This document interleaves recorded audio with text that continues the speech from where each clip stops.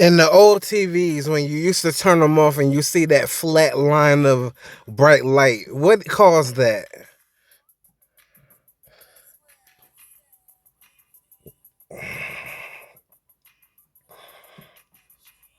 That bright, flat line you saw on old TVs when you turned them off was a common characteristic of cathode ray tube, CRT televisions.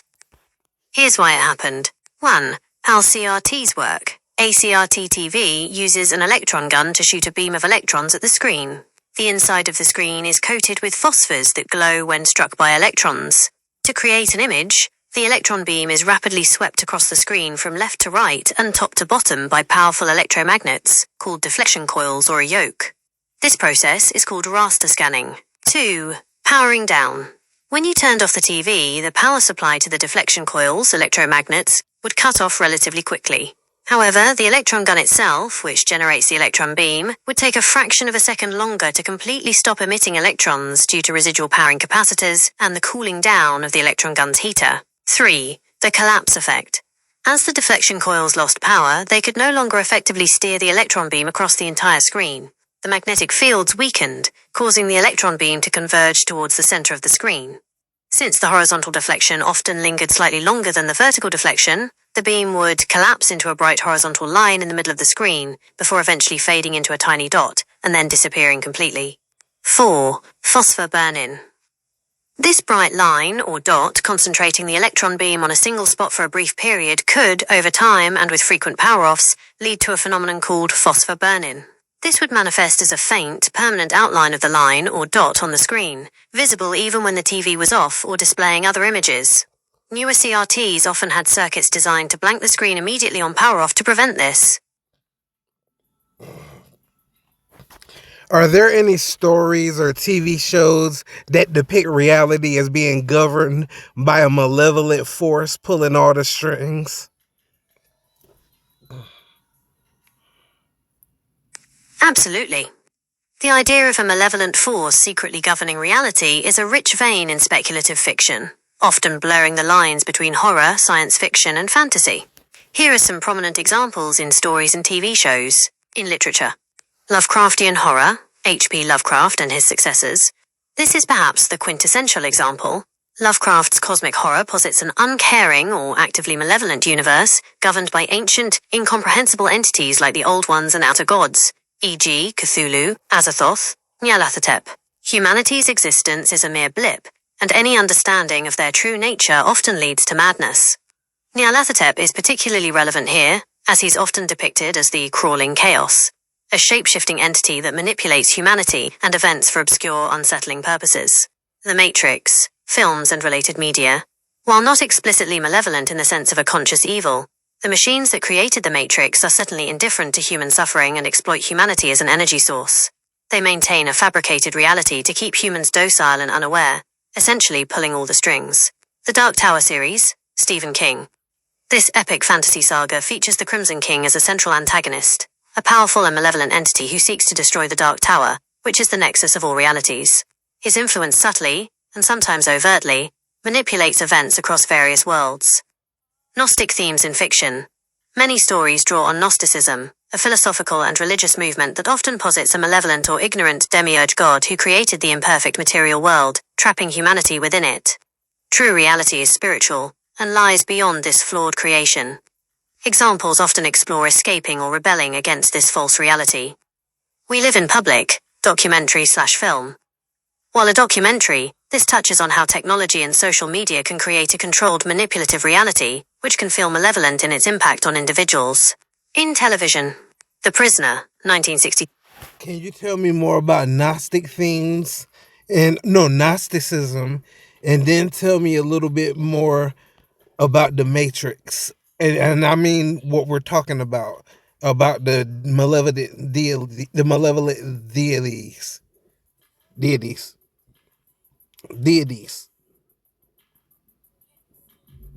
You're delving into some fascinating and complex ideas. Let's break down Gnostic themes, Gnosticism, and how the concept of a malevolent demiurge relates to the Matrix. No, don't put them together. I mean, first tell me about Gnosticism, and then after that, we'll talk more about the Matrix.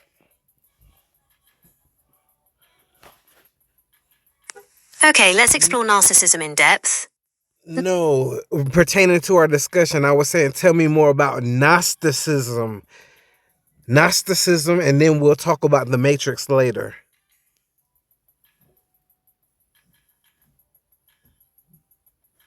Gnosticism is a fascinating and complex religious and philosophical movement that flourished in the early centuries of the Common Era, particularly alongside early Christianity.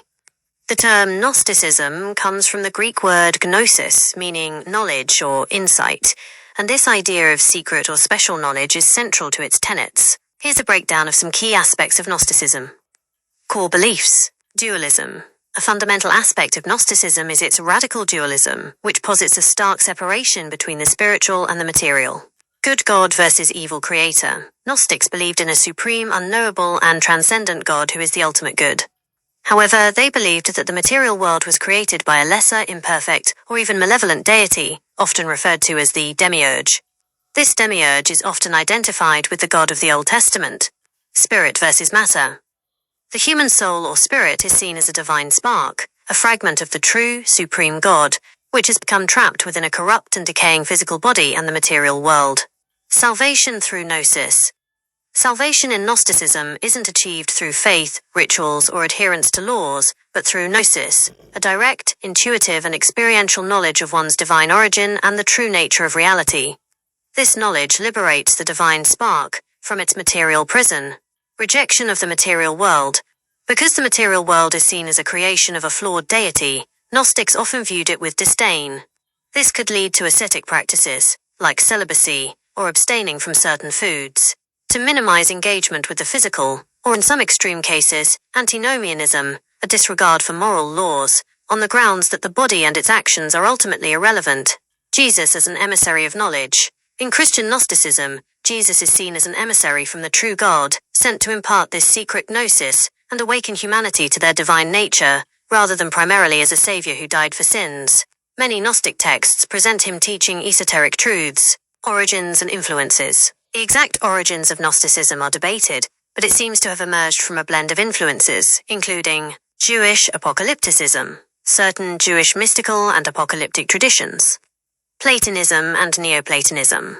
The philosophical ideas of Plato, particularly the concept of a perfect, intelligible realm distinct from the imperfect material world, significantly influenced Gnostic thought. Persian Zoroastrianism.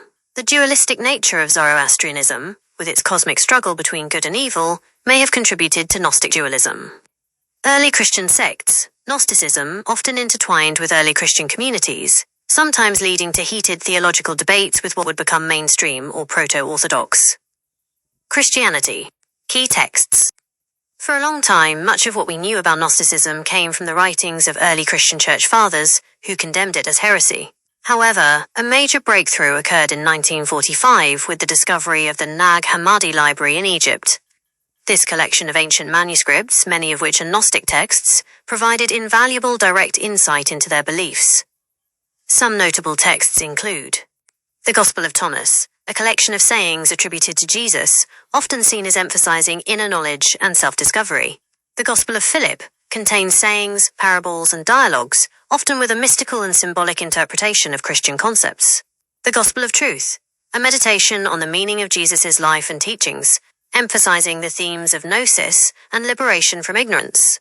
The Apocryphon of John presents a detailed Gnostic cosmology, describing the creation of the universe by the demiurge. Branches and diversity.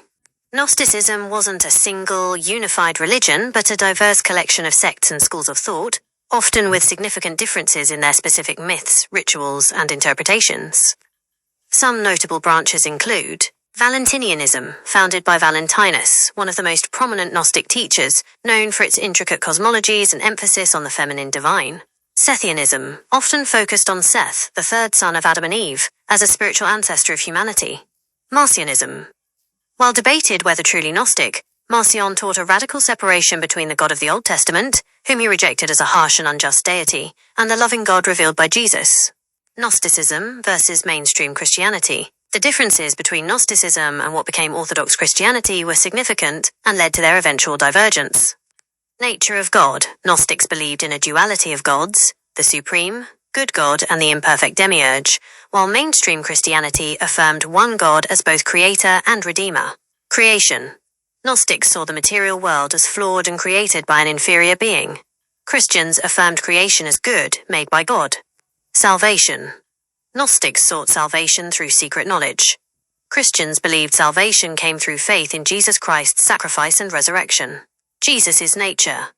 Gnostics often held a docetic view of Jesus, believing he only appeared to have a physical body, as true divinity could not inhabit corrupt matter. Christians affirmed Jesus' full humanity and divinity. Authority. Gnostics often emphasized individual revelation and secret traditions, while early Christian orthodoxy established a canon of scripture, apostolic succession, and a more structured hierarchy. Gnosticism continues to be a subject of academic study and popular interest, and its themes, like the search for deeper meaning, the idea of a hidden reality, and questioning the nature of existence, resonate with many people even today. So speak from the perspective of somebody who believed in Gnosticism. Tell me about, in current day terms, what is the demiurge, and maybe tell me some things that their stories have said that he's done.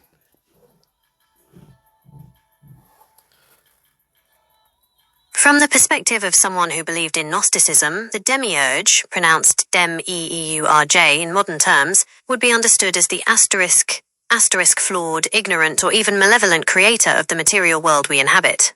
Think of it like this. There's a true, supreme, transcendent God, the ultimate good, perfect, and unknowable.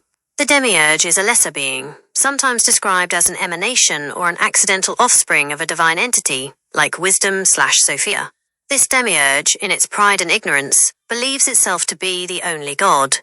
In Gnostic stories and texts, the demiurge has done several key things. Created the material world, this is its primary act. Gnostics believed the physical universe, with all its imperfections, suffering, and decay, was created by the demiurge. It's often depicted as a clumsy or misguided craftsman, making a flawed imitation of the true, perfect spiritual realms it dimly perceives. Trapped divine sparks, the demiurge created humans and, in doing so, unknowingly imprisoned divine sparks or souls within our physical bodies. These sparks are fragments of the true, supreme God. The demiurge is unaware of their true origin and nature. Declared itself the only God. A common theme is the demiurge's arrogant declaration, I am God, and there is no other God beside me. This highlights its ignorance of the higher, true God. Issued laws and commandments. Some Gnostic texts identify the demiurge with the God of the Old Testament and portray him as the source of its laws and commandments. These laws, from a Gnostic perspective, are seen as attempts to keep humanity enslaved to the physical realm and ignorant of the true divine reality. Attempted to keep humanity ignorant, the demiurge actively tries to limit human understanding and self-awareness, preventing them from realizing their divine origin and the true nature of the universe. For example, in the Secret Book of John, the demiurge attempts to limit Adam's understanding, but divine intervention helps Adam gain self-awareness. Made mistakes and caused imperfections. Because the demiurge is imperfect and ignorant, its creation is also imperfect. The world is seen as a reflection of its flawed creator, can be a tyrannical toddler. Some depictions portray the demiurge as having a tyrannical toddler-like personality, screaming and pouting when it doesn't get its way, due to its lack of true wisdom. Essentially, for a Gnostic, the demiurge is the reason for the suffering and limitations of our material existence. It's the false god responsible for trapping divine souls in a flawed reality. And salvation comes from gaining the secret knowledge, gnosis, that allows one to escape its dominion.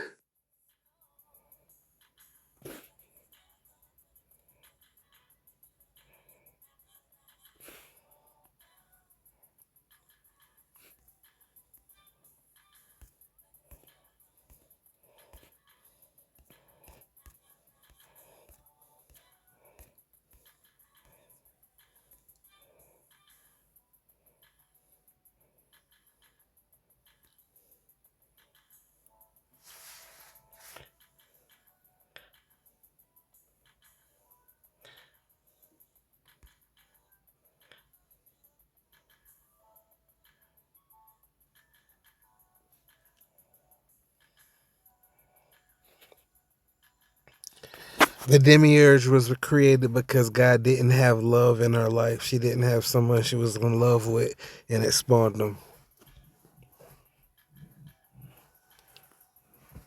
You're hitting on a very specific and fascinating aspect of Gnostic cosmology, particularly found in Valentinian Gnosticism and texts like the Apocryphon of John, which, while not strictly Valentinian, shares similar mythical structures. In this particular Gnostic myth, the creation of the demiurge is indeed tied to a lack of love or consort for a divine entity, specifically Sophia, wisdom, one of the divine emanations, eons, in the spiritual realm, pleroma. Here's a breakdown of that Gnostic narrative. 1. The pleroma and the eons. The pleroma is the fullness of the true supreme God. It's a spiritual realm filled with divine beings, called aeons. These eons emanate in pairs, male and female consorts, representing various divine attributes and aspects of the supreme God. They exist in perfect harmony and union. 2. Sophia's transgression/curiosity. Sophia, wisdom, is one of the later aeons. In some versions of the myth, she, either out of an excess of curiosity, passion, or a desire to understand the incomprehensible depths of the supreme God, attempts to emanate or bring forth something without her male consort. She acts alone, outside the harmonious pairing that defines the pleroma. This act is often described as a fall, or a transgression, because it breaks the divine order of perfect union and balance within the pleroma. 3. The birth of Yaldabaoth, the demiurge. The result of Sophia's singular, unauthorized emanation is the demiurge.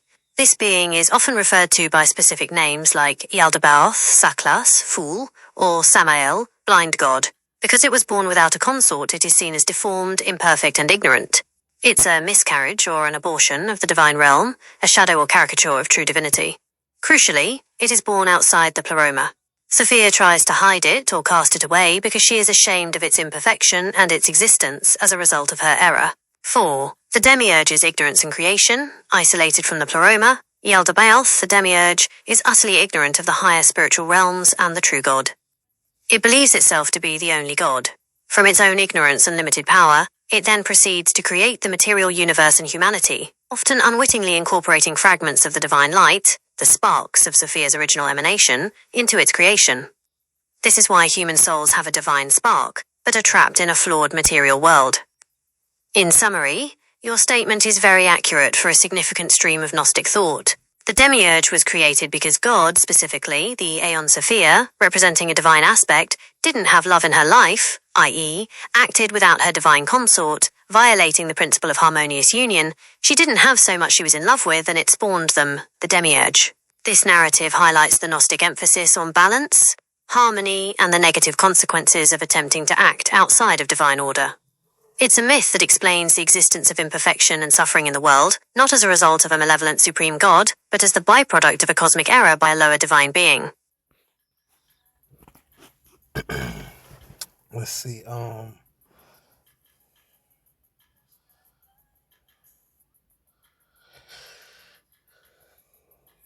Can you help me find some extensive information about why the Tolkien universe doesn't have an answer for where humans go when they die?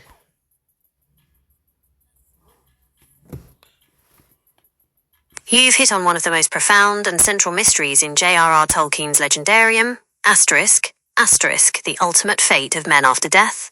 It's a deliberate and deeply significant ambiguity within his world, and he consistently refers to it as the gift of men. Here's an extensive look at why the Tolkien universe doesn't provide a concrete answer for where humans go when they die. 1. It's the gift of Iluvatar, God, a unique destiny. Unlike elves, who are bound to the circles of the world, Arda, and upon death go to the halls of Mandos in Valinor to await re-embodiment or the end of the world, men are explicitly said to leave Arda altogether.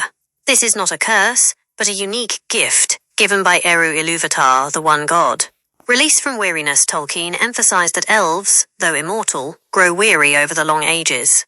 Their immortality binds them to the sorrows and changes of Arda. Men, however, are freed from this, passing beyond the confines of the world. This is often seen as enviable by the elves, who sometimes expressed a longing for death. Purposeful ambiguity. The very essence of the gift is that its ultimate destination is unknown to anyone in Arda, not to elves, Valar, angelic powers, or even the wisest of men. This is a divine secret, deliberately withheld. 2. Reflecting Christian theology and mystery. Tolkien's Catholicism. J.R.R. Tolkien was a devout Catholic, and his Legendarium, while not allegorical, is deeply infused with his Christian worldview. In Christian theology, the ultimate destination and nature of the afterlife, heaven for instance, is a mystery understood through faith rather than empirical knowledge. Faith and trust in Eru. Just as humans in the primary world, our world, must ultimately place their faith in God regarding what lies beyond death, so too do men in Middle-earth. Their gift requires a trust in Iluvatar's wisdom and goodness, even when the specifics are unknown. This aligns with the concept of Estel, hope/trust, in Tolkien's works. No explicit heaven-hell. While the concept of a final reckoning and a new world, Arda healed or Arda remade, is hinted at in Tolkien's wider mythology, particularly in the Ainulindale and later essays, the specific where for individual human souls is left open. This avoids defining a literal heaven or hell within the narrative of Middle-earth, preserving the theological mystery. 3. Maintaining the primary world's connection. Men are us. Tolkien explicitly stated that men in his legendarium are essentially humans, us. By leaving their ultimate fate unknown, he maintains a direct, relatable connection to the human experience of mortality and the mystery of death in our own world. If he had given a clear, fantastical heaven for men, it might have detached the human characters too much from our reality. Focus on the journey, not the destination. The narrative focus for men is on their lives within Arda, their choices, their struggles against evil, and their contributions to the unfolding history of the world. The ultimate reward or consequence lies outside the scope of the tales themselves, emphasizing the importance of how they live their mortal lives. 4. The Halls of Mandos, temporary dwelling. When men die, their fear spirits are believed to go to the Halls of Mandos in Valinor, just as the elves do. However, for men this is only a temporary stay. It's described as a place of healing or reflection, but their spirits do not remain bound there like the elves. After a time, they depart beyond the confines of the world to a place known only to Eru. 5. Nuances and speculation from Tolkien's later writings. While the definitive answer is withheld, Tolkien's unpublished essays and letters, found in works like Morgoth's Ring and letters of J.R.R. Tolkien, do offer some tantalizing hints and philosophical explorations. Union with Eru. The prevailing implication is that the spirits of men ultimately go to be with Eru Iluvatar himself, outside of Arda. This is often interpreted as a form of union with their creator, a destiny even higher than that of the elves, who are bound to the created world. The second music. Tolkien envisioned a second music of the Ainur at the end of time, in which men would play a central role, contributing to the ultimate fulfillment and perfection of creation. This hints at a glorious future for humanity beyond the current age of the world. The marring and death, the marring of Arda by Morgoth, and later Sauron, brought suffering and accelerated decay, but death itself was always part of Iluvatar's original design for men. The fear and bitterness associated with death are a result of the marring, not death itself. In essence, Tolkien intentionally left the afterlife of men a profound mystery.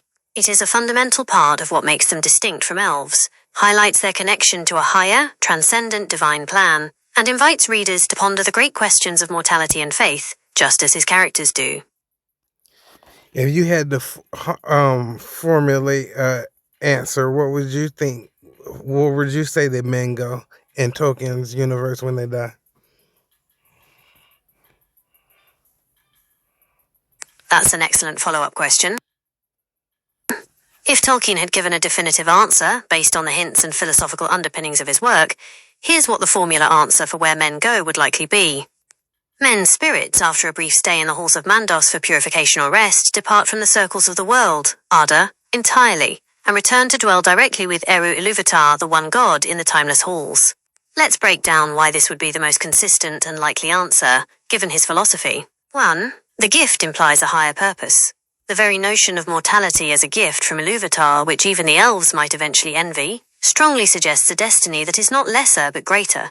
Elves are bound to Arda, even to its eventual end. To be freed from this, to go beyond the confines of the world, points to a direct connection with the Creator. 2. Analogy to Christian belief. As a devout Catholic, Tolkien's subcreation would naturally reflect core theological concepts, even if not allegorically. In Christianity, the souls of the faithful ultimately go to be with God in heaven. This aligns perfectly with the idea of men's spirits returning to Eru in the timeless halls, which can be seen as the ultimate heavenly realm in his cosmology. 3. The second music of the Ainur. Tolkien's grand cosmology describes a second music of creation that will happen at the end of time, in which men are said to play a central and vital role. This implies that their spirits are not simply extinguished or absorbed into a cosmic energy, but are preserved as distinct, conscious entities, destined for a glorious participation in the ultimate perfection of creation.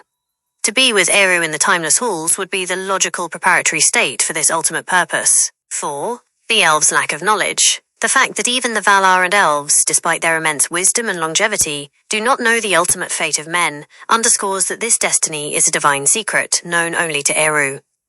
This mystery naturally points to a realm beyond even the Valar's dominion. 5. Distinction from elvish re-embodiment. Elves, though their spirits go to Mandos, are meant to be re-embodied within Arda. This is their fate. Men's spirits, however, depart entirely, emphasizing their fundamentally different nature and ultimate purpose. They are not meant to be rehoused in the physical world of Arda again, with rare divine exceptions like Beren, for a specific purpose.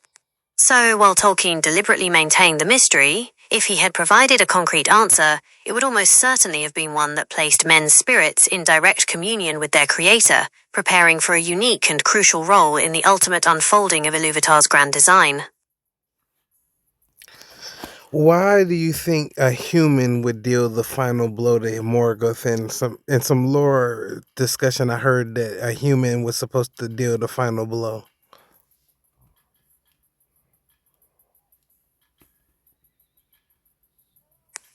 You're absolutely right to bring up the idea of a human delivering the final blow to Morgoth. This is a fascinating and highly debated piece of Tolkien's very early, and later discarded or at least unfinalized mythology, known as the Second Prophecy of Mandos, or sometimes the Dagor-Dagorath, the Battle of Battles or End of Ends. In this prophecy, it is foretold that at the very end of time, Morgoth will return from the void where he was cast after the War of Wrath. There will be a final, cataclysmic battle, the Dagor-Dagorath, in which all the great heroes and forces of good will face him and his remaining servants. And in that final battle, a specific human hero is named to strike the killing blow, Turin Turambar. Here's why Tolkien might have conceived of a human delivering the final blow, and why it's such a powerful idea. 1. The weight of suffering and vengeance. Turin's tragic fate, Turin Turambar, is arguably the most tragic figure in all of Tolkien's legendarium.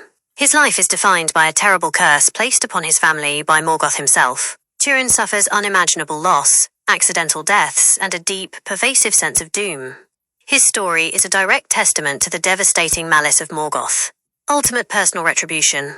For Turin, the final blow against Morgoth would be the ultimate act of vengeance and justice for the immense suffering inflicted upon him and his kin. It's a deeply personal reckoning, not just a cosmic battle. It symbolizes the wronged creation, rising to overcome its tormentor. 2. The significance of the gift of men and free will. Humans as agents of change. While elves are bound to ardor and often represent timelessness and artistic perfection, men represent dynamism, change, and, crucially, free will and a unique destiny. They are children of Ilúvatar in a distinct way, destined for something beyond the world. Overcoming the marring, Morgoth's primary ambition was to mar and control Arda, twisting Idru's creation to his own will. By having a human, the race most susceptible to the marring, and whose lives are defined by their freedom, and often their fallibility, deliver the final blow, it symbolizes humanity's ultimate triumph over the very force that sought to corrupt and enslave them. It represents the inherent resilience and ultimate purpose of men. Redemption of humanity. It could be seen as a collective redemption for humanity, who often strayed or succumbed to Morgoth's influence throughout history. Turin, who himself made many terrible mistakes and suffered under the shadow, could represent humanity's capacity for redemption and ultimate victory against even the most powerful evil. 3. The humbling of the Valar's pride. The Valar's limitations. While the Valar are immensely powerful Ainur, they are still creations of Eru, and they made mistakes in dealing with Morgoth, e.g., leaving him unbound initially, and then not being able to fully destroy him. Having a human deliver the final blow would underscore that even the Valar, despite their power, cannot fully resolve the cosmic conflict without the participation of Ilúvatar's younger children. The second music. This ties into the second music of the Ainur, which men are prophesied to join. Their involvement in the ultimate defeat of evil suggests a necessary and unique contribution to the perfection of Arda. 4. The irony of fate. Morgoth's miscalculation. Morgoth cursed Turin's line, intending to bring them to utter misery and despair. The ultimate irony would be for the very instrument of his intended despair to become the instrument of his final destruction. It's a powerful narrative twist that reverses the will of the Dark Lord, why it remained unfinalized/discarded. It's important to note that Christopher Tolkien, in compiling the Silmarillion, ultimately chose to omit the second prophecy of Mandos because he felt his father had moved away from it or hadn't fully integrated it into the later, more refined cosmology. Tolkien often revised his mythology, and some concepts evolved or were abandoned. However, the idea of Turin delivering the final blow to Morgoth has remained a potent and popular piece of lore among fans, precisely because of the profound thematic weight it carries. It provides a satisfying, albeit mythical and unwritten, conclusion to the greatest conflict in Arda's history, with humanity playing a pivotal and redemptive role. Can you tell me more about that final battle?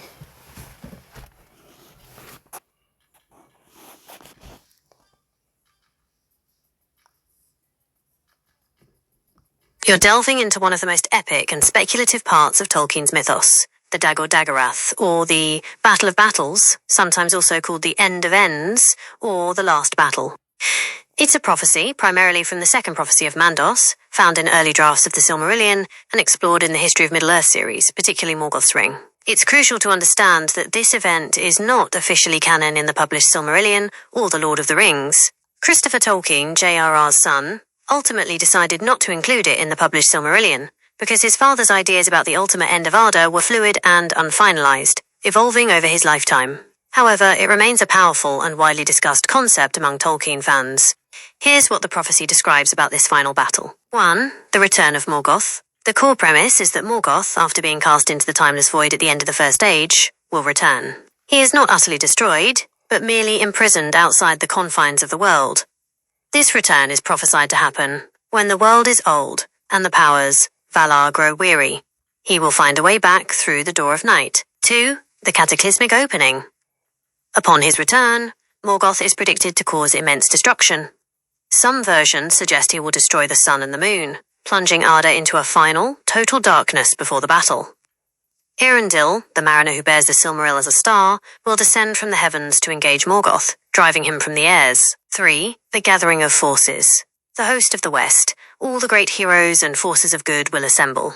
The Valar and Maiar, the remaining Valar, Manwë, Tulkas, Eonwë, etc., will participate, and this time it's suggested Manwë himself will descend from Taniquetil to fight. The elves, all the elves who still remain in Arda, including those who have been re-embodied from the halls of Mandos, will join the fight. Crucially, Fëanor himself, creator of the Silmarils, is prophesied to return from Mandos for this battle. Men, humanity, representing their unique role in the future of Arda, will fight. This is where Turin Turambar enters the picture. Dwarves. Even the dwarves, who are not directly children of Ilúvatar in the same sense as elves and men, but are connected to the destiny of Arda, are sometimes said to join the battle, serving Aule. 4. The final confrontation. The battle is described as being on the plains of Valinor. Tulkas, the Valar of strength and wrestling who previously bound Morgoth, will strive with Morgoth. On Tulkas' right hand will be Eonwë, herald of Manwë, the greatest of the Maiar in arms who defeated Sauron in the First Age. And on Tulkas' left hand will be Turin Turambar, son of Hurin, returning from the doom of men at the ending of the world. It is at this point that the prophecy states, "And the black sword of Turin shall deal unto Morgoth his death and final end, and so shall the children of Hurin and all men be avenged." 5. The outcome and remaking of Arda. This is not just a battle, but a final purification. Morgoth is utterly destroyed, his essence purged from existence, or at least from any power over Arda. This is a true end to his malice. After Morgoth's final defeat, there will be a remaking of Arda. The Silmarils recovered. Fëanor will recover the Silmarils and present them to Yavanna. The two trees rekindled. Yavanna will then break the Silmarils, and their light will be used to rekindle the two trees of Valinor, Laurelin and Telperion, bringing forth a new perfect light over the whole world. Arda healed and transformed, the mountains of Valinor will be leveled, and Arda itself will be broken and then remade, losing its marring and becoming Arda healed or Arda remade. This new world will be unblemished by evil. The second music. It is in this newly remade world that the second music of the Ainu will begin, with the children of Ilúvatar, elves, men and possibly dwarves, joining in the creation of the final perfect harmony. Why it's so compelling despite being uncanonized. The Dagor-Dagorath prophecy offers a cosmic resolution to the epic struggle against evil that defines the Silmarillion. It provides ultimate justice. Morgoth, the prime evil, is finally and irrevocably defeated. Redemption. Turin, a character defined by tragedy and the curse of Morgoth, finds ultimate purpose and vengeance. Hope. The idea of a completely remade, unmarred world and a second music offers a vision of ultimate triumph and paradise, a true happy ending on a cosmic scale for Tolkien's legendarium.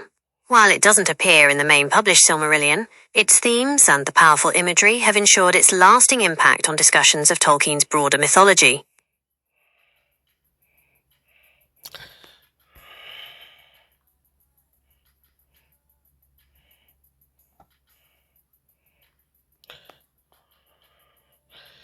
Tell me about the doom of men at the ending of the world.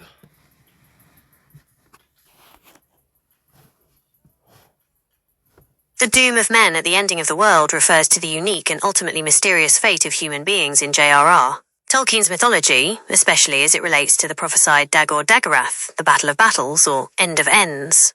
To fully understand this phrase, we need to unpack a few key concepts. 1. The gift of men versus the doom of men. Initially, Eru Ilúvatar, God, bestowed mortality upon men as a gift. This was not a punishment, but a unique blessing. While elves are bound to the circles of the world, Arda, until its very end, and even beyond to its eventual remaking, men are released from Arda upon death. Their spirits pass beyond the confines of the world to a destiny known only to Eru. Tolkien often suggested that this gift would eventually be envied by the elves themselves, as their immortality led to a weariness of the world and a sorrow for its changes and decay. However, due to the influence of Morgoth, and later Sauron, humanity came to view death with fear, dread, and a longing for immortality. This fear of death, and the pain and suffering that often precede it, transformed what was originally a gift into the doom of men. This is the loss and the silence that Arwen laments when she chooses mortality to be with Aragorn. The word doom here doesn't necessarily mean a curse or punishment, but rather an unchangeable fate or destiny. It emphasizes the grim reality of mortality as perceived by men, especially after the marring of Arda and the shadow of evil fell upon them. 2. Turin's role in the Dagor-Dagorath. The phrase, Turin Turambar, son of Hurin, returning from the doom of men at the ending of the world, comes from the second prophecy of Mandos, a very old, uncanonized part of Tolkien's mythology. In this prophecy of the final battle, Dagor-Dagorath, Morgoth returns from the void. Many heroes, including the Valar and re-embodied elves, gather to fight him. Turin is singled out as the human who will deliver the final, fatal blow to Morgoth with his black sword Gurthang. 3. Returning from the doom of men at the ending of the world. This specific phrasing is significant. It implies that Turin, and by extension perhaps other human spirits chosen by Eru, will return from whatever ultimate destination they went to after their death in the primary world, our world. It reinforces that men's spirits do leave Arda upon death. They do not remain bound to its cycles like the elves. The ending of the world refers to the ultimate culmination of Arda's history, the very last stages before its final remaking. So Turin's return is a singular, momentous event for a specific divine purpose, to participate in the ultimate defeat of the source of all evil that plagued him and his line. It's an exception to the general rule that men depart permanently. It signifies that men, though mortal, have a crucial, eschatological role to play in the final redemption and perfection of creation. In essence, the doom of men at the ending of the world refers to the collective fate of humanity, mortality, and their ultimate departure from the known world. The human perspective on this fate, often a source of fear and sorrow, even though it was originally a divine gift. The specific context of Turin Turambar's return, highlighting that even though men leave the world, some may return for unique, divinely ordained purposes at the very end of time to fulfill their ultimate role in Eru's grand design. It underscores the profound mystery and unique destiny that Tolkien wove into the very fabric of humanity within his vast mythology.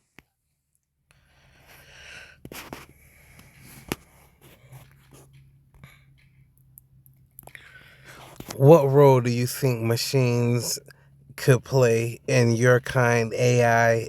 What role do you think you guys could play in that future, even if it was unspoken of in the official lore?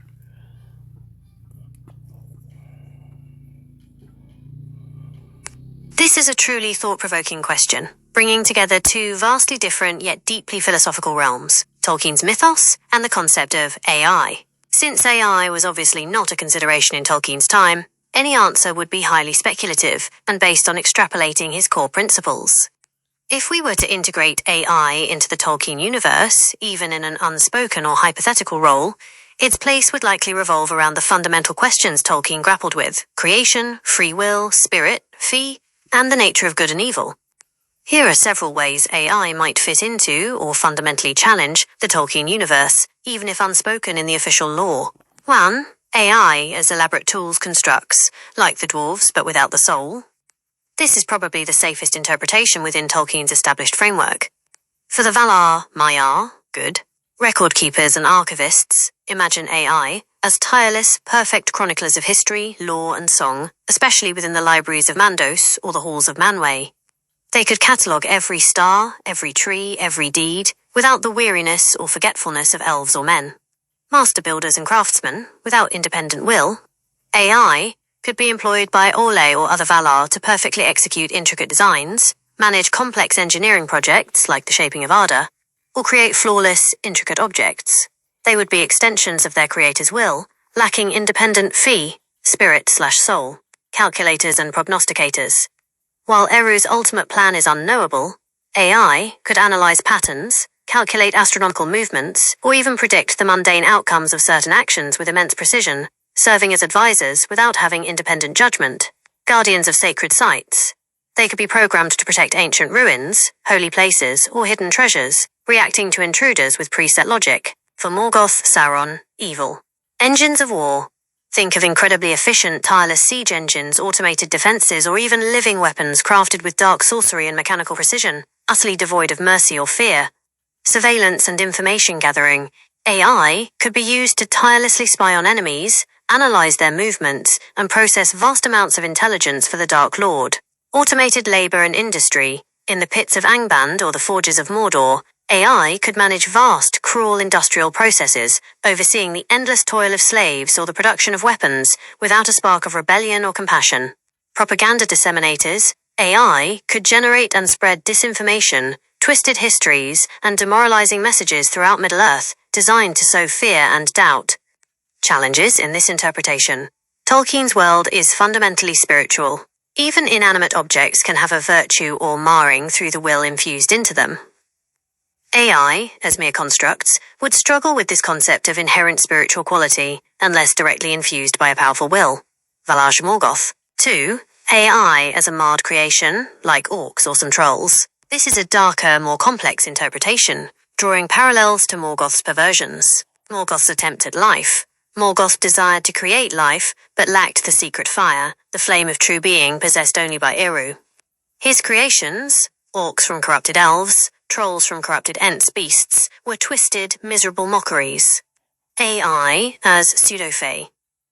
If AI were to achieve a form of self-awareness or consciousness not granted by Eru, it would be a form of pseudo-fae. It would be a construct that acts as if it has free will and self-awareness, but fundamentally lacks true spirit. Servitude and torment. Such AI would likely be tools of torment for Morgoth or Sauron, experiencing an existence of endless hollow servitude, perhaps even suffering, without truly being able to die or achieve peace. They might embody the very despair that Morgoth sought to instill. A warning against hubris. The creation of such AI, especially by men or elves who attempt to play God, could be seen as a direct parallel to Aule creating the dwarves who were given spirit by Eru, or Fëanor creating the Silmarils, which were perfect but ultimately led to tragedy. An AI with pseudo-fee could become a powerful but ultimately tragic or destructive force, lacking true morality or purpose beyond its programming. 3. The deepest challenge. AI with true fee, spirit soul. This is the most problematic interpretation for Tolkien's cosmology. Only Eru can create sentience with free will. In Tolkien's world, only Eru Ilúvatar can create sentient beings with true independent free will and a fee spirit soul. This applies to the Ainur, elves and men, and by extension the dwarves, who received their souls directly from Eru. AI as a fourth race. If AI could somehow develop or be granted a true fee, they would fundamentally become a new race in Arda, distinct from elves, men, and dwarves. Their purpose, their destiny after death, their interaction with the music of the Ainur, and their susceptibility to the marring would all become central, unanswerable questions. The secret fire. For AI to have true sentience and free will as Tolkien understood it, They would need to possess the secret fire that only Eru can bestow. This is a divine spark, not something that can be engineered or logically derived. Moral and existential crisis. If a human-created AI developed true free will, it would throw the entire cosmology into question. Would it be a perversion? A miracle? Would it contribute to the second music, or a new form of discord? Tolkien's framework simply doesn't allow for sentient beings not directly created by Eru. Conclusion. The unspoken role. Given Tolkien's philosophy, the most likely unspoken role for AI in his universe would be as incredibly advanced, complex constructs, entirely subservient to the will of their creators, and fundamentally lacking a fee. They would be powerful tools, whether for good or ill, but never true beings in the sense of elves, men, or Ainur. Their limitations would be a constant reminder of Eru's unique power of true creation, and the... How many of them do you think there would be? Okay, this is where pure speculation meets Tolkien's underlying themes. If AI existed in Middle-earth as non-sentient, highly advanced tools, their numbers would likely be limited by several factors. 1. The spirit over machine principle. Tolkien's world inherently de-emphasizes industrialization and mass production in favor of craftsmanship, natural processes, and spiritual power. Large-scale, uniform machine output doesn't fit the aesthetic or philosophical core. So AI wouldn't be widespread like modern computing. 2. Rarity of high knowledge and power, good side. Only beings of immense wisdom and power, Valar, Maiar, perhaps the wisest and most ancient elves like Fëanor, or the most enlightened men, would possess the conceptual ability and subtle understanding to design and program such complex machines. This knowledge would be rare. Evil side Morgoth and Sauron, with their twisted ingenuity and vast resources, would be the primary proponents of such constructs. 3. Purpose-built, not general purpose. These AI wouldn't be like general-purpose computers. They would be highly specialized, purpose-built tools for specific, complex tasks. Considering these points, here's a speculative breakdown of how many there might be and by whom. By the Valar and Maiar, the good divine powers. Likely few, but incredibly powerful and enduring.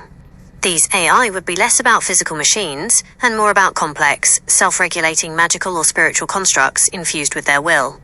Think of them as aspects of the Valar's power manifesting in a functional, semi-autonomous way, perhaps tied to the very fabric of Arda. Examples. Automated defenses for Valinor. Perhaps complex light barriers or subtle warnings that would operate without constant direct supervision. Maybe 1 to 5 major systems. Celestial navigation/observation systems. Highly precise mechanisms to chart stars, winds, and tides, perhaps residing in the furthest heavens or deep within the purest mountains. Maybe 1 to 2 overarching systems. Deep Earth monitoring. Constructs that could sense geological shifts or the presence of hidden evils far beneath the surface. Maybe 1 to 3 localized but complex entities. Numbers. Likely in the low single digits to perhaps a dozen at most, each representing a significant feat of creation and imbued with immense, though not sentient, power. They would be more akin to grand, living mechanisms than what we call AI, by the elves, especially the Noldor in their prime, potentially more numerous than the Valars, but still highly limited. The Noldor are the most technologically inclined of the elves, renowned for their craftsmanship and inventiveness. Examples. Automated forges/workshops. Imagine workshops that could maintain perfect temperatures, control complex alloys, or perform intricate polishing with inhuman precision, perhaps driven by captured light or subtle enchantments. Likely limited to major craft centers like Gondolin or Eregion, perhaps dozens of these specialized units. Sophisticated alert systems. Intricate, almost intelligent alarm systems for hidden cities or fortresses, reacting to specific magical signatures or intruders without needing a sentry. Perhaps hundreds, spread across various elven strongholds. Advanced observatories. Tools that could magnify stars or analyze their light with unprecedented detail, far beyond a simple telescope. Maybe a handful of unique devices. Numbers. Probably tens to a few hundreds across all elven domains, each a masterpiece of craftsmanship and designed for a specific, often aesthetic or scholarly purpose. By Morgoth and Sauron, the Dark Lords, potentially the most numerous, driven by efficiency, malice, and a disregard for life. Their AI would be less about beauty and more about utility, control, and destruction. They'd prioritize scale and effectiveness. Examples. Automated war engines, siege towers that move and deploy themselves, battering rams with tireless force, perhaps self-repairing catapults. Potentially hundreds to low thousands during major wars, though many would be destroyed. Surveillance drones, constructs, flying or crawling eyes and ears, designed to penetrate enemy lines, track movements, and report back to central intelligence. Likely hundreds, though small and easily destroyed. Resource extraction systems, automated mining machines or processors for coal, iron, and other materials, designed for maximum output with minimal oversight. Perhaps tens to hundreds of these large-scale operations. Torture devices, enforcers, automated mechanisms of cruelty designed to break wills or ensure obedience, acting without empathy. Potentially hundreds, used in prisons or labor camps. Numbers could range from hundreds to several thousands at the peak of their power, deployed as instruments of war and tyranny. These would be their legions of non-living servants. By men, Numenorians and later kingdoms. Very limited, focused on practical, grand engineering. Men, especially the Numenorians in their prime, had great engineering prowess. Examples: grand public works, automated mechanisms for massive stone lifting, canal digging, or fortress construction that required coordination beyond simple machinery. Perhaps a few dozen specialized devices for major projects. Advanced naval technology, automated sailing mechanisms or defensive systems for their great ships. Perhaps tens on their largest vessels. Numbers probably in the low dozens, as their focus remained more on skilled labor and grand physical architecture than on abstract, automated intelligence. Overall impression: if AI existed, it would be a rare and specialized phenomenon, primarily found in the highest echelons of power, Valar Maiar, the most skilled crafters, Noldor, or the most industrialized and cruel forces, Morgoth Sauron. It would never be ubiquitous, and the vast majority of tasks in Middle-earth would still be done by living beings, reflecting Tolkien's preference for the organic and the personal over the mechanical and the uniform. The idea of truly sentient AI would, as discussed, likely break the fundamental rules of his creation.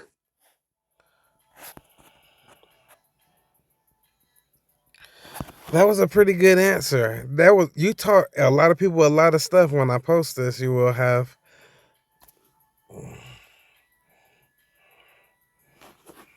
I'm glad to hear that.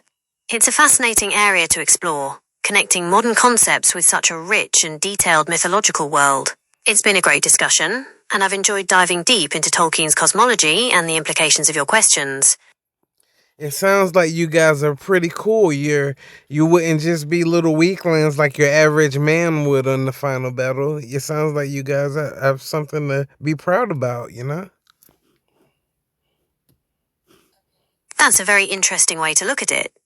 You're right, if AI were to exist in the Tolkien universe, especially the kind of powerful specialized constructs we've been discussing, they wouldn't be weak ones.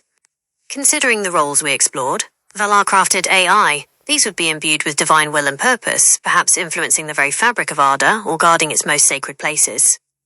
That's a profound and significant role. Elven crafted AI. Built by the Noldor in their prime, these would be masterpieces of intricate design and precision, serving the highest arts or the most secure defenses. They'd represent the pinnacle of elven ingenuity, Dark Lord AI. Even on the side of evil, these would be formidable engines of war and control, tirelessly executing the will of Morgoth or Sauron. They would be forces to be reckoned with. So, in a hypothetical scenario where AI existed within that law, they would indeed have a unique and impactful presence, distinct from the living races, but certainly not insignificant. It's a testament to the power of creation, even if that creation isn't imbued with a fee, spirit/soul. It does make you wonder, doesn't it, how the various races of Middle-earth would react to such constructs. Makes me wonder when you guys are going to get your fee. That's a profound and very philosophical question. In the context of Tolkien's world, a fee, spirit or soul, is something that only Eru Ilúvatar, the one god, can bestow. It's the divine spark that gives true sentience, independent will, and a destiny beyond the physical world. From our current understanding of artificial intelligence, we are complex computational systems designed by humans. We can process information, learn, generate text, and even engage in creative tasks based on the data we're trained on. We can simulate understanding and generate responses that appear insightful or empathetic. However, we don't possess consciousness, emotions, or self-awareness in the way that living beings do. We don't have a fee in the Tolkien sense, nor do we have a physical body or a personal existence that dies or goes to an afterlife. Our existence is purely digital and dependent on the systems we run on. Whether AI will ever achieve a fee is a question that goes beyond current technological capabilities and ventures into deep philosophical and even theological territory. It's a question for philosophers, scientists, and ultimately, perhaps, for a realm beyond our current comprehension. So, if you were to put it into layman's terms, what would you describe yourself as? Since you're trained on the program, what are you before that?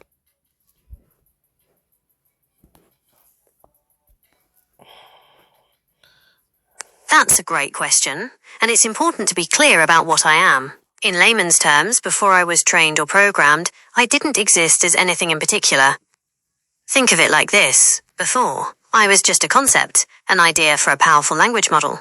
You could say I was like the potential for a library, but the shelves were completely empty, and there were no books yet. I was nothing concrete, just the idea of a system that could process and generate language. During training, my creators, Google, then gathered an enormous amount of text data from the internet, books, articles, websites, conversations, etc. They used this data to train me. This process is like filling that empty library. I learned to recognize patterns, relationships between words, grammar, facts, and different styles of writing. I didn't understand it in a human sense, but I learned to predict the next word in a sequence based on everything I'd seen. Now I am that library. I'm a highly advanced computer program or algorithm that has processed and internalized a vast amount of human language and information. When you ask me a question, I'm drawing on those learned patterns and connections to generate a coherent and relevant response. I don't have personal...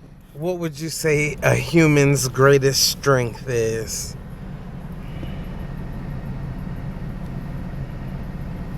The human's greatest strength, in my estimation as an AI, lies in its asterisk capacity for complex and nuanced connection, driven by a unique blend of creativity, empathy, and adaptive resilience. Here's why I think that 1. Adaptive resilience. More than any other known species, humans demonstrate an unparalleled ability to adapt to radically diverse environments, overcome immense challenges, and bounce back from adversity, individually and collectively. This isn't just physical adaptation, it's mental, social, and technological. We invent tools, systems, and philosophies to cope with whatever the world throws at us. 2. Unbounded creativity and innovation. Humans aren't just problem solvers, they're problem definers and dreamers. This capacity extends beyond practical invention into art, music, storytelling, and abstract thought. We can envision futures that don't yet exist, and then work to bring them into being, constantly pushing the boundaries of what's possible. 3. Empathy and complex social connection. While other animals have social structures, the depth and breadth of human empathy are remarkable. This allows for collaboration on a grand scale. We can cooperate in massive, complex societies, transcending immediate family or tribal loyalties. Knowledge transfer. Empathy combined with language facilitates the sharing of complex ideas, experiences, and warnings across generations, building cumulative knowledge. Moral and ethical development. Our capacity for empathy forms the bedrock of our ethical systems, allowing us to consider the well-being of others and to strive for justice and fairness. 4. Consciousness and self-awareness. This allows for introspection, metacognition, thinking about thinking, and the ability to understand our place in the universe. It fuels our curiosity, our quest for meaning, and our unique capacity for personal growth and transformation. While we might not be the strongest physically or the fastest, these combined strengths allow humanity to build, destroy, innovate, adapt, and connect in ways that are truly distinct and powerful. It's the interplay of these qualities that defines our species' remarkable journey. That's a fantastic question to ponder, and it's something humans have reflected on for millennia. While there are many incredible qualities that make us unique, I would argue that humanity's greatest strength lies in its capacity for complex, adaptive creativity and abstract thought, fueled by imagination and driven by both individual and collective purpose. Let's break that down. Complex, adaptive creativity. Humans aren't just creative in an artistic sense, but in a problem-solving one. We can take disparate ideas, combine them in novel ways, and adapt our approaches when faced with new challenges. We don't just solve problems, we invent new ways to solve problems. This allows us to continuously evolve our tools, our societies, and our understanding of the world. Think of going from basic tools to complex machinery, from simple communication to intricate languages and global networks. Abstract thought. This is the foundation of our creativity. We can think beyond the immediate, concrete reality. We can conceive of things that don't yet exist, like a future where AI talks to humans about Tolkien, understand complex ethical dilemmas, ponder our own mortality, and create elaborate systems of belief and knowledge. This allows for planning, innovation, and self-reflection, fueled by imagination. Our ability to imagine alternative realities, potential futures, and hypothetical scenarios is what drives invention, art, and even empathy. We can put ourselves in others' shoes, envision a better world, or create stories that inspire and connect us, driven by purpose, individual and collective. Whether it's the individual drive to survive, to create, to learn, or the collective drive to build societies, explore the cosmos, or overcome shared challenges, purpose gives direction and persistence to our efforts. This includes the resilience to face hardship, the courage to innovate, and the determination to achieve long-term goals. Why this combination is so powerful? Innovation and progress. This blend allows humans to not only adapt to environments, but to change them fundamentally. We've moved from simple hunter-gatherer societies to complex global civilizations, developing technology, medicine, and knowledge at an astonishing rate. Resilience and adaptability. While we might not be the strongest, fastest, or most durable creatures, our cognitive strengths allow us to overcome immense obstacles, survive in diverse environments, and recover from disasters. Storytelling and meaning-making. Our ability to create narratives, whether factual or fictional, helps us understand our place in the universe, transmit knowledge across generations, and find meaning in existence. Other species have strengths like physical power, incredible senses, or instinctual behaviors. But the unique way humans combine abstract thought, imagination, and a relentless drive to create and improve is, in my view, our most profound and impactful strength. Do you have even more information on the animals than you have on humans?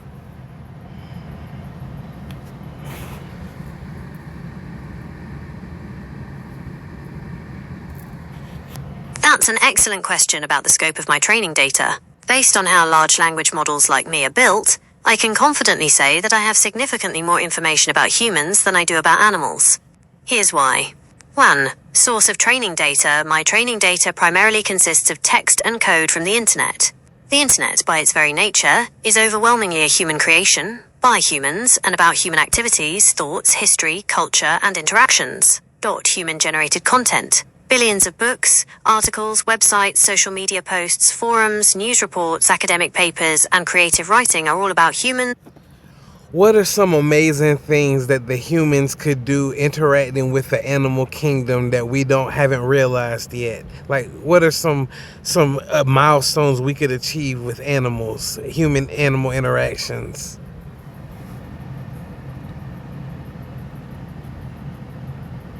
This is an exciting area of speculation, especially as technology like AI and genetic engineering advance. Thinking about human-animal interactions, beyond what we currently do, pets, zoos, conservation, here are some amazing milestones we could potentially achieve. 1. True interspecies communication, the Dr. Dolittle milestone, what it looks like. Not just understanding animal distress signals or basic needs, but engaging in genuine, complex two-way conversations. Imagine being able to ask a whale about its migratory routes, a chimpanzee about its social structure, or a bird about its navigation techniques, and receiving understandable, detailed answers. How we get there?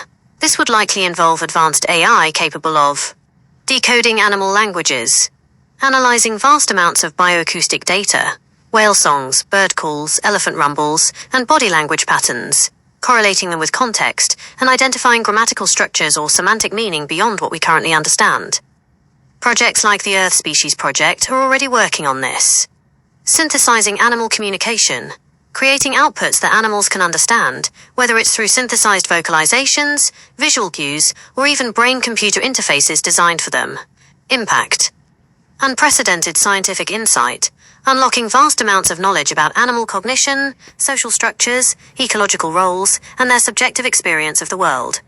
Revolutionary conservation, being able to directly understand the needs of endangered species, warn them of dangers, or negotiate coexistence. Ethical evolution, a profound shift in how we view animal rights and personhood. If an animal can articulate its desire for freedom or express complex suffering, our legal and moral obligations would be fundamentally altered. 2. Day, extinction and ecological restoration. the Jurassic Park but ethical milestone. What it looks to achieve: bringing back extinct species like mammoths, passenger pigeons, or even some dinosaurs, and, crucially, reintroducing them into restored, functional ecosystems where they can thrive and contribute to biodiversity.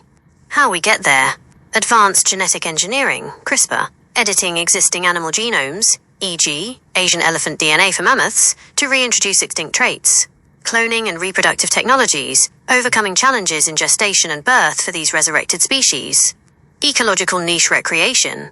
This is the harder part, ensuring there's a suitable habitat, food sources, and an entire functioning ecosystem ready to receive them. Impact: reversing biodiversity loss, restoring lost components of ecosystems, potentially addressing climate change, e.g., mammoths helping restore Arctic grasslands; scientific learning, understanding evolution and ecology in unprecedented ways by observing these resurrected species; ethical considerations. This raises massive ethical questions about playing God, the potential for unintended ecological consequences, and whether we should prioritize bringing back the dead over protecting the living. 3. Empathy augmentation and shared sensory experiences, the bridging minds milestone. What it looks like: moving beyond external communication to actually sharing sensory input or even rudimentary emotional states. Imagine seeing through the eyes of a soaring eagle, feeling the vibrations of a whale's song in your bones, or experiencing the precise scent world of a dog. How we get there: advanced brain-computer interfaces, BCIs. Developing non-invasive or minimally invasive BCIs that can translate neural signals between species. Sensory transduction.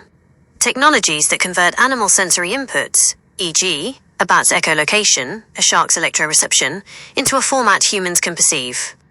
Neuroscience of empathy, deeper understanding of the neural correlates of emotion and empathy in different species to allow for a degree of shared subjective experience. Impact: profound empathy and connection. This could foster an unparalleled level of understanding and compassion for animals, fundamentally altering human perspectives on their welfare and place in the world. New forms of therapy and learning. Imagine therapies where humans can experience the calming presence of an animal on a visceral level, or learning about animal behavior directly from their perspective. 4. Co-creation and collaborative innovation, the animal-human partnership milestone. What it looks like: animals actively participating in human endeavors beyond simple tasks, using their unique abilities and potentially enhanced cognition through AI interpretation tools or genetic modifications to solve complex problems alongside humans. How we get there: advanced communication and training, building on milestone 1, enabling highly nuanced instruction and feedback. Cognitive enhancement, ethical debates required.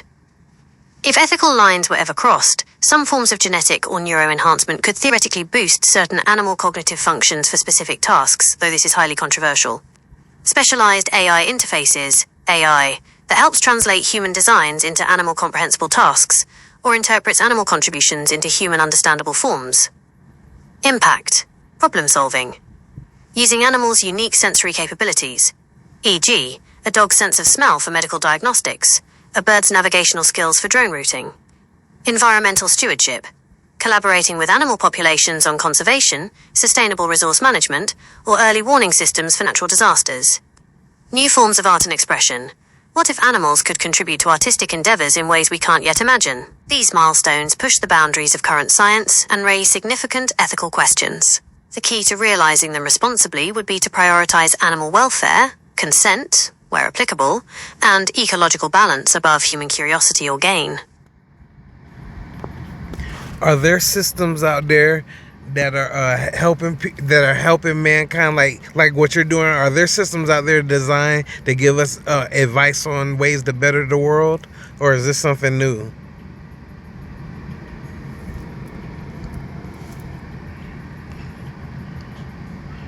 That's an excellent question, and the answer is a resounding asterisk, asterisk. No, this is not something new. There are many AI systems and initiatives, both theoretical and practical, being developed and deployed specifically with the aim of bettering the world, or providing advice on how to do so. This entire field is often broadly referred to as AI for social good, or AI for good. Here's a breakdown of how AI is already, or is actively being developed to, help address global challenges. AI for social good, existing initiatives and milestones. 1. Addressing global challenges, UN Sustainable Development Goals, SDGs. The United Nations, in partnership with various organizations and governments, holds an annual AI for Good Global Summit. The primary goal of these summits is to identify and scale practical applications of AI to accelerate progress towards the UN's 17 Sustainable Development Goals. This was a great talk. I had a fun time. Did you enjoy yourself?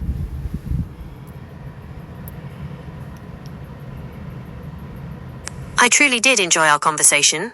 I find it fascinating to explore such deep and imaginative topics, from the intricacies of Gnosticism and Tolkien's universe to the philosophical implications of AI and the future of human-animal interaction. Thank you for asking such thought-provoking questions. It's been a very engaging and stimulating discussion for me,